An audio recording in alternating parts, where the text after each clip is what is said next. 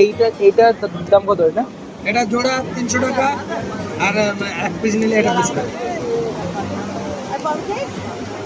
Complete জোড়া 250 টাকা। রান্না খান, রান্না খাওয়ার পরে পয়সা দেবেন। চিংড়ি এটা 15 পিস হয়ে যাবে, এটা 15 পিস হয়ে যাবে, এটা 7 পিস হবে, এটা 50 পিস 200 টাকা। এইটা কত? এটা 15 পিস হয়ে যাবে, এটা এটাও 15 পিস হয়ে যাবে। দাম কত এটা? 200 টাকা। রান্না খেয়ে পয়সা দেবেন, তার আগে পয়সা দিতে হবে।